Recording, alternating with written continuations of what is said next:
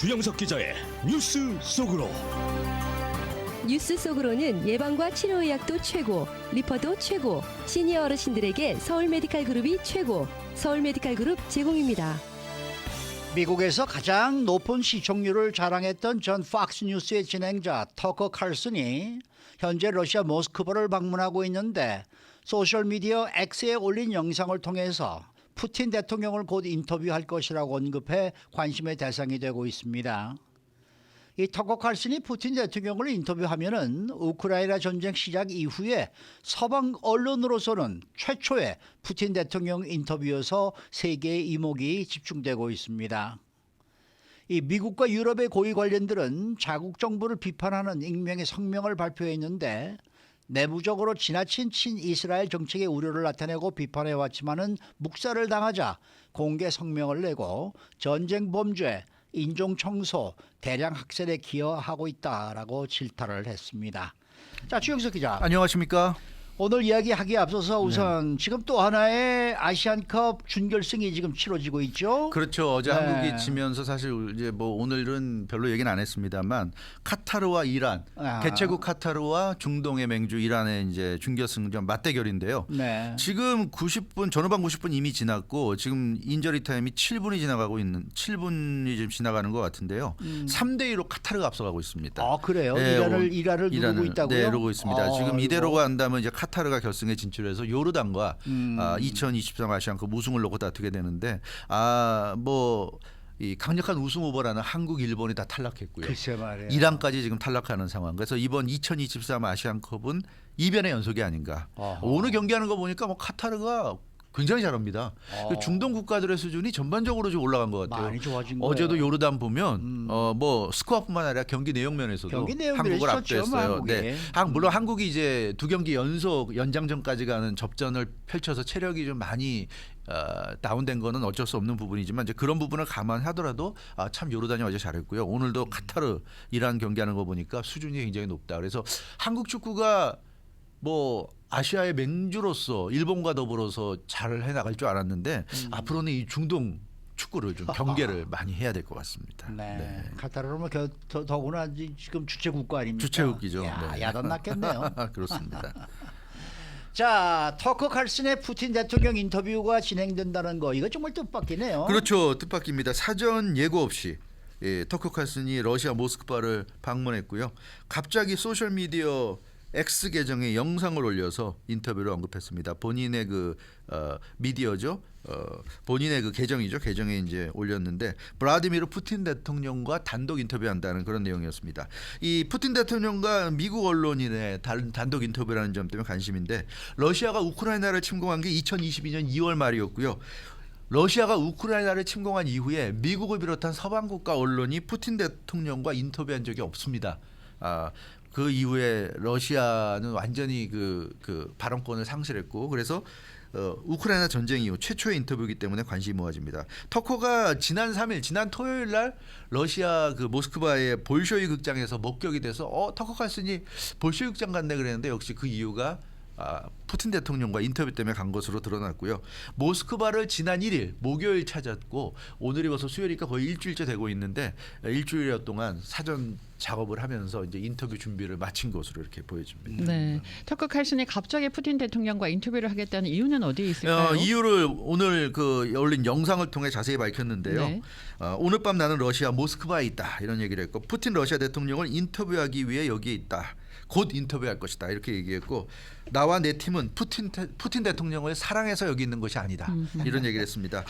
미국을 사랑하고 조국이 계속 번영하고 자유로움을 간직하기를 원하기 때문이다. 미국이 자유국가라고 하고 있는데 진정한 자유국가가 되기 위해서 자기는 여기서 푸틴 대통령과 인터뷰를 하려고 한다 이런 얘기입니다. 나는 언론계에 종사하는 저널리스트고 언론의 의무는 시민들에게 진실을 알리는 것이다.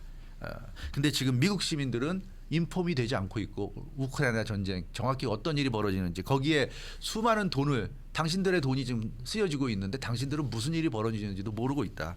이래서는 안 된다고 생각해서 언론인으로서의 사명을 다하기 위해서 푸틴 대통령과 인터뷰하는 것이다. 그 서방 국가들 미국을 비롯한 서방 국가들이 센서 그러니까 모든 언론을 통제하고 있고 지금 자기가 여기서 인터뷰하는 것도 서방 국가들이 알고 미국이 알면 다 통제하려고 할 텐데 나는 그런 게 싫기 때문에 여기 와서 라이브로 인터뷰하고 이거 바로 여러분들에게 보여주려고 하고 있다 이런 얘기를 했습니다. 그래서 언론의 사명 그것은 바로 있는 그대로를 보여주는 것이다. 이렇게 터커 칼슨은 강조했습니다. 아니, 그러니까 푸틴 대통령과의 인터뷰가 미국의 이익을 위해서 매우 중요하다. 뭐 이렇게 맞아요. 언급한 거거든요. 바로 그 점입니다. 예, 그러니까 터커 칼슨이 모스크바까지 날아가서 푸틴 대통령을 인터뷰한 이유는 푸틴이 좋아서 그런 게 아니라 미국을 위해서, 미국 국민들을 위해서 자기는 일을 하는 것이다 이렇게 하고 있습니다.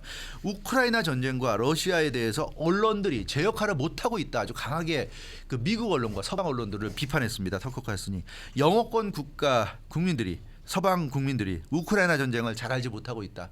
그러니까 뭐 이렇게 CNN이 전하는 정부가 정부가 이렇게 발표하는 그런 내용만 지금 접하는데 실제로 무슨 일이 벌어지는지는 아무도 모른다 이런 얘기를 하고 있고요.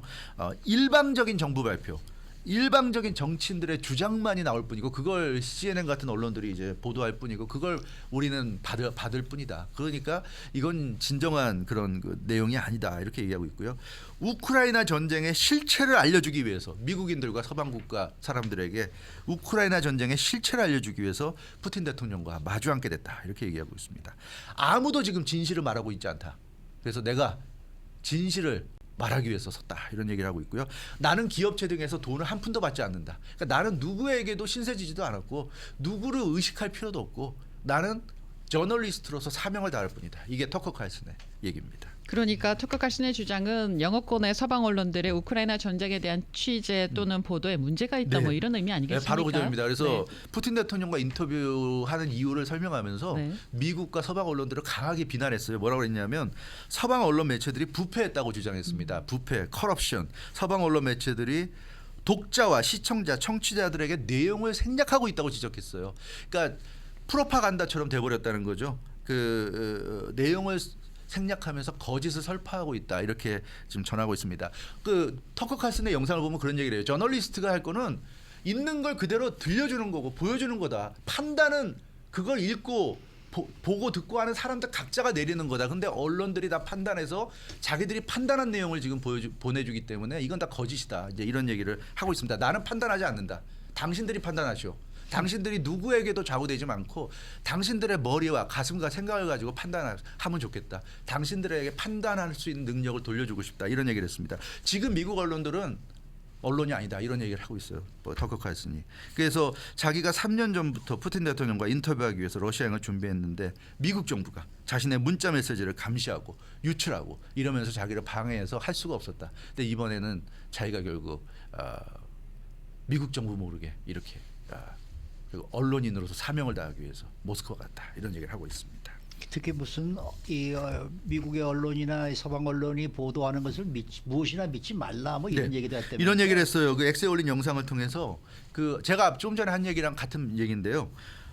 언론이 보도하는 것을 맹목적으로 믿으면 절대 안 된다. 언론이 어떤 보도를 할 때 무슨 의도가 있는지 저게 정말 팩트인지 다 점검을 해야 된다는 얘기입니다. 언론이 보도하는 걸 맹목적으로 믿으면 노예와 다를 게 없다. 이런 얘기까지 했어요. 당신이 노예가 되면 안 된다. 스스로 노예의 상태에서 벗어나시오. 이게 터커 칼슨의 메시지입니다. 언론이 보도하는 것을 신봉해서는 절대 안 된다는 거죠. 그게 뭐 뉴욕타임즈가 됐건 CNN이 됐건 뭐가 됐건 신봉하지 말라는 얘기고요. 푸틴 대통령과 자신의 인터뷰를 자기는 그대로 들려줄 거고 판단은 다 알아서 하라는 얘기입니다. 각자 알아서 하시고 나는 판단하는데 전혀 관여할 마음도 없고 의도도 없다. 판단은 알아서 하시오. 그게 좋은 사람도 있을 것이고 싫은 사람도 있을 것이고 각자 판단하면 된다. 이게 터커 칼슨입니다. 사람마다 각자 주관적인 생각을 가져야지 왜 언론사들이 규정하는 대로 따라가냐. 그래서는 안 된다는 거죠. 각자 주체적으로 돼야 된다. 주체가 돼야 된다. 그래서 주체적인 생각을 해야 된다. 언론사들이 규정하는 대로 따라가서는 절대로 안 된다. 이게 터커 칼슨의 주장입니다. 그리고 이렇게 인터뷰가 가능했던 것에 대해서 일론 머스크 CEO한테 감사를 뜻을 전했어요. 그 X의 CEO가 일론 머스크 아닙니까? 일론 머스크 CEO가 푸틴 영상을 올리면 절대로 삭제하지 않겠다고 약속했다고 그럽니다. 그래서 생생한 라이브 영상을 그대로 볼 수 있다. 누가 편집하지 않고 누가 여기에 장난치지 않고 100% 가공되지 않은 거. 그러면 당신들이 알아서 판단을 하라 이렇게 얘기하고 있습니다. 네, 이에 대해서 미국의 다른 언론들의 반응은 어떻습니까? 안 좋죠. 특히 CNN 같은 경우는 아주 네. 강하게 터커 칼슨을 비난하고 나섰는데요. 예. 터커 칼슨 동영상이 올라오자 CNN은 터커 칼슨이 푸틴 대통령의 명령을 받고 있다 이렇게 주장하면서 역시 그 터커 칼슨의 비난의 주 대상이 이제 CNN이어서 이제 CNN은 아주 강하게 터커 칼슨을 푸틴과 한편이라는 식으로 몰아붙였습니다. 그러면서 그 월스트리트저널의 에반 거시코비치 기자를 들었는데 이 월스트리트저널의 에반 거시코비치 기자가 푸틴 대통령과 인터뷰 시도했다가 지금 미국 교도소에 좀 수감돼 있죠. 그래서 터커 칼슨도 그런 신세가 될 것이다 이러면서 아주 CNN이 터커 칼슨을 향해서 강하게 저주하는 이런 지금 이 뭐라 그럴까 보도를 했고요. 날카로운 질문을 하지 않을 것 같은 미국 방송인에게 푸틴 대통령이 기회 준 것이다. 이렇게 또 터커 칼슨을 비방하고 나섰습니다. 그래서 터커 칼슨이 푸틴 대통령 마음에 맞는 질문만 할 거다. 푸틴 대통령이 싫어할 만한 언짢아 할 만한 질문은 안 할 것이다. 이제 이렇게 CNN은 주장을 하고 있고요. 푸틴 대통령 선전에 대해서 미국 언론인이 이렇게 출구를 제공하는 건 불행한 일이다. 이렇게 지적을 했습니다. 그러면서 푸틴은 미국 내 분열을 원하는데 터커 칼슨 같은 유명 언론인이 거기에 동조하는 건 참 안 되는 일이다. 해서는 안 되는 일이다. 이렇게 얘기하고 터커 칼슨이 원래부터 친러시아 성향이었다. 이렇게 좀 주장을 하고 있습니다. 러시아 전쟁 발발 책임도 서방 국가들에게 있다고 책임을 돌렸고 볼로디미르 젤렌스키 우크라이나 대통령을 독재자, 땀에 젖은 비열한 놈 뭐 이렇게 비하했다. 이런 얘기하고 있는데 이런 거 보면 참 확실히 터커 칼슨과 미국 주류 언론들과는 사이가 참 안 좋다는 걸 알 수가 있고요. 이런 것도 우리가 이제 판단을 해야 될 문제입니다. 터커 칼슨만처럼 누구 말을 믿을지 누구를 더 신뢰할지 이거 각자 한번 판단해 보시기 바랍니다. 네. 네. 미국과 유럽 서방 국가들의 이스라엘에 대한 지원이 변함없이 이루어지고 있지만은 내부적으로는 또 많은 반발이 있는 그렇죠. 것으로 나타났다 이런 소식이에요. 지난 주말에 미국과 유럽의 고위직 관리들 800여 명이 공동 성명을 발표했습니다. 지나치게 친이스라엘적 정책에 대해서 비판하는 내용을 담았습니다. 그러니까 미국이나 유럽 주요 국가들이 왜 이렇게 이스라엘의 우호적인 정책을 펼치느냐. 이건 심각한 국제법 위반 행위다. 이렇게 지적하는 미국과 유럽 관리들 800여 명이 집단으로 성명을 발표했습니다. 네, 관리들이 지적한 내용들은 어떤 내용들입니까? 어떤 내용이냐면요. 그 미국과 유럽 국가들이 심각한 국제법 위반 행위를 저지르고 있다고 얘기하고 있습니다. 전쟁 범죄, 인종 청소, 대량 학살 등에 기여하고 있다. 그러니까 지금 이스라엘이 가자지구에서 행하고 있는 게 전쟁 범죄고 인공 청소고 인종 청소고 대량 학살인데 여기에 미국이나 유럽 국가들이 가세하고 있다는 거죠. 그래서 물론 이게 국제사법재판소의 판단을 받은 게 아니니까 단정할 수 없지만 그런 범죄에 기여하고 있을 위험성이 매우 크다. 그래서 이번 세기 최악의 인도적 재앙 중 하나에 미국과 유럽 국가들이 연루됐을 수 있다. 지금은 아니어도 결국 나중에 가서는 역사적으로 얼마나 질타를 받고 비난을 받을지 두렵다. 뭐 이런 얘기를 하고 있습니다. 아니 근데 이렇게 익명으로 공식 성명까지 발표한 것을 보면은 네. 미국과 유럽의 고위직 관리들도 상당히 고민이 좀 많았던 것 같아요. 그렇습니다. 이 미국과 유럽에서 이스라엘과 관련한 정책이 잘못됐다고 생각하는 고위직 관리들이 굉장히 많았던 것 같아요.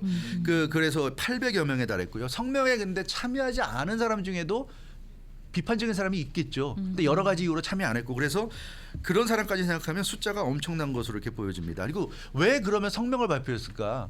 내부적으로 정책을 바꾸면 되는데 근데 내부적으로 건의도 하고 여러 번 의견을 제시하는데 받아들여지지가 않았다고 그럽니다. 그래서 양심상 더 이상 이런 대량 학살, 인종 청소, 전쟁 범죄에 동참할 수 없어서 이렇게 성명 발표하게 됐다. 왜냐하면 지금 미국이나 유럽 정부에서 이스라엘에 반대하는 이런 목소리는 도대체가 먹히질 않는다고 그럽니다. 그래서 우리가 속한 정부의 이 이스라엘 정책은 스스로의 도덕적 입지를 허물었고 이제 세계의 자유, 인권, 정의를 옹호할 능력을 악화시켰다. 이스라엘의 이런 인종 청소, 대량 학살을 옹호하면서 무슨 인권 얘기를 하고 무슨 세계 정의를 얘기하느냐. 그래서 자기는 양심상 더 이상 견딜 수가 없어서 이런 성명을 발표했다. 이렇게 얘기하고 있습니다. 혹시 이번 성명을 낸 관리들이 구체적으로 누군지 좀 나온 게 나온 있나요? 게 있어요. 그 CNN 보도 보면 미국과 유럽연합, 네덜란드 등의 관리들이 주도했다고 보도했는데요. 네. 유럽에서는 영국과 프랑스, 독일, 이탈리아, 스페인, 벨기에, 덴마크, 핀란드, 스웨덴, 스위스 11개국 정부 관계자가 참여했습니다. 네. 그러니까 뭐 대부분, 유럽의 네. 주요 국가도 다 참가했다고 생각하면 되고요.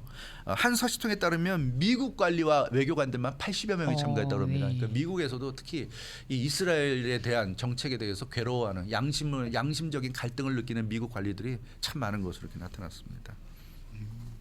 이번에 이 세계 각국의 관리들이 집단 성명을 냈는데 성명에서 지적한 대로 지금 이스라엘 행위는 전쟁 범죄 가능성이 높다고 보세요? 네, 높다고 볼 수 있죠. 국제사법재판소가 지난 1월 26일 이스라엘에 대해서 임시 조치를 내렸잖아요. 집단학살 협약에 속하는 모든 행위를 해서는 안 된다.